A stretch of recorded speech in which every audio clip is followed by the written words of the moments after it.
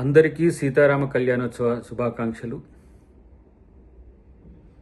ఈ రోజున కూడా బీజేపీ రాజకీయాలకు తెరలేపింది.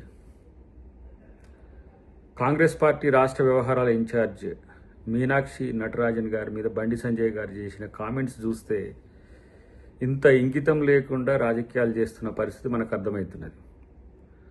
వారు ప్రముఖ గాంధేయవాదే కాకుండా సామాజిక ఉద్యమాలకు మేధా పాట్కర్ గారితో కలిసి జాతీయ స్థాయిలో ఉండే స్వచ్ఛంద సేవా సంస్థలతో పనిచేస్తున్న ఒక ఆదర్శ మహిళ. ఆ విషయం ముందుగా మీకు తెలియదు. తర్వాత కాంగ్రెస్ పార్టీ రాష్ట్ర వ్యవహారాల ఇన్ఛార్జిగా ఇక్కడ జరుగుతున్న ప్రధానమైన అంశాలన్నింటినీ కూడా అటు ఏఐసిసికి ఇటు సమాజానికి వాస్తవ పరిస్థితులను చెప్పాల్సిన బాధ్యతతో కూడిన వ్యక్తి. కాబట్టి మీనాక్షి నటరాజన్ గారు ఎవరు ఇక్కడ కమిటీకి సంబంధించి చేయడానికి?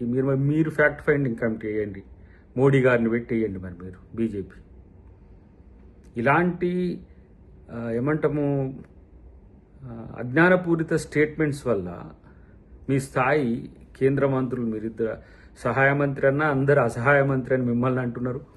వారు క్యాబినెట్ మంత్రి అయినా కిషన్ రెడ్డి గారిని ఏ విధంగా చూస్తుండ్రో మీరందరూ అర్థం చేసుకోవాల్సిన సందర్భం ఉంది. తెలుగు ప్రజలకు, తెలంగాణ ప్రజలకు ప్రత్యేకించి వీళ్ళ పట్ల జాగ్రత్తగా ఉండాల్సిన సందర్భం వచ్చింది.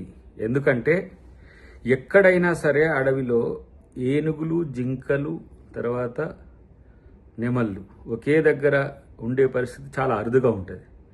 కానీ వీళ్ళ గ్రాఫిక్స్ మాయలో పడి అన్నీ మర్చిపోయినారు. ఏది RRRలో కాక ఏ విధంగా రాజమౌళి చేసిండో ఆ ట్రిక్స్ అన్నీ కూడా బీఆర్ఎస్, బీజేపీ, సోషల్ మీడియా చాలా సమర్థవంతంగా వాళ్ళ యొక్క టీమ్స్తో పనిచేస్తున్నది. కానీ ప్రకృతి ప్రేమికులైనా ప్రజాస్వామికవాదులైనా సమాజమైన ఆలోచించాల్సింది ఏంటంటే అక్కడ ఉన్న పరిస్థితులు ఏంటి, వీళ్ళు క్రియేట్ చేస్తున్నవి ఏంటి అనే విషయాన్ని తెలుసుకుంటే మంచిది. ఎందుకంటే ఇట్లా రేపటి రోజున ఏ విధమైన అంశాలకైనా దిగజారడానికి బీజేపీ, బీఆర్ఎస్ ఎలాంటి బేసిజాలకు ఉండదు. ఇలా వాళ్ళు చేస్తున్న తప్పును కప్పిపుచ్చుకోవడానికే ఎట్లా ప్రయత్నాలు చేస్తున్నారో మనం చూస్తున్నాం. కానీ ఇలా తెలంగాణ ప్రభుత్వం, ముఖ్యమంత్రి గారు రేవంత్ రెడ్డి గారు ప్రజలకు సంబంధించి ఎలాంటి, విద్యార్థులకు సంబంధించి ఎలాంటి నెగిటివ్ రోల్ తీసుకోడు. రెండవది, ఇలా సుప్రీంకోర్టు కానీ హైకోర్టు కానీ చట్టాలకు కానీ న్యాయాలకు లోబడి కాంగ్రెస్ ప్రభుత్వం పనిచేస్తుంది. గతంలో రాజశేఖర రెడ్డి గారైనా, రోషయ్య గారైనా, కిరణ్ కుమార్ రెడ్డి గారు కాంగ్రెస్ ముఖ్యమంత్రిగా ఉన్నప్పుడైనా చట్టాలను, న్యాయాలను, కోర్టులను గౌరవించిన మాట తెలుసుకుంటే మంచిదని చెప్పి నేను వాళ్ళకి హితవు చెప్తున్నాను. రాజమౌళి లేకపోతే సినిమా ఇండస్ట్రీలో ఉన్న చాలామంది దర్శకులు మిమ్మల్ని చూసి భయపడుతున్నారట. మిమ్మల్ని అంటే బీజేపీని, బీఆర్ఎస్ని చూసి.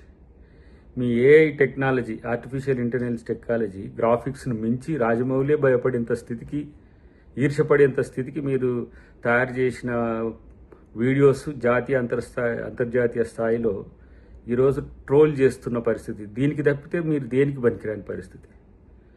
జాతీయ, అంతర్జాతీయ మీడియా మీ గుప్పిట్లో ఉంది కాబట్టి ఇక్కడ జరుగుతున్నదంతా కూడా జీవకారుణ్యంకు వ్యతిరేకంగా, పర్యావరణానికి వ్యతిరేకంగా ఉంటున్నట్టుగా మీరు ప్రచారం చేస్తున్న పరిస్థితి. ఇలాంటి పరిస్థితిని ఎదుర్కోవడానికి ప్రభుత్వానికి ఏం సమస్య లేదు. రేవంత్ రెడ్డి గారు ఇట్లాంటి అంశాలను ఎన్నోసార్లు ఎదుర్కొన్న వ్యక్తే. కానీ విద్యార్థులను పక్కదోవ పట్టించి, ఇటు తెలుగు సమాజాన్ని తప్పుదోవ పట్టించి, భారత సమాజంని తప్పుదోవ పట్టించి, తెలంగాణ ప్రభుత్వం ఈ విధంగా కేంద్ర ప్రభుత్వ చట్టాలకు వ్యతిరేకంగా చేస్తుందని చెప్తున్న మీ అజ్ఞానాన్ని చూస్తే నవ్వు వస్తున్నది. మీ విశ్వేశ్వరరెడ్డి గారే మంత్రులకు కలిసి వివరించినప్పుడు ఆ మంత్రులు ఏమన్నారో ఒకసారి తెలుసుకుంటే మంచిది. రాజకీయాల కోసం, లేదంటే ప్రభుత్వాన్ని అవాసుపాలు చేయడం కోసం, లేదంటే మీ యొక్క అస్తిత్వాన్ని నిలుపుకోవడం కోసం ఇలాంటి ఏమంటాం పనికి మాలిన స్టేట్మెంట్స్తో బీజేపీ కాదు బీఆర్ఎస్కి కూడా ఏమీ గొప్పగా అయ్యేది ఏం లేదనే విషయం తెలుసుకుంటే మంచిది.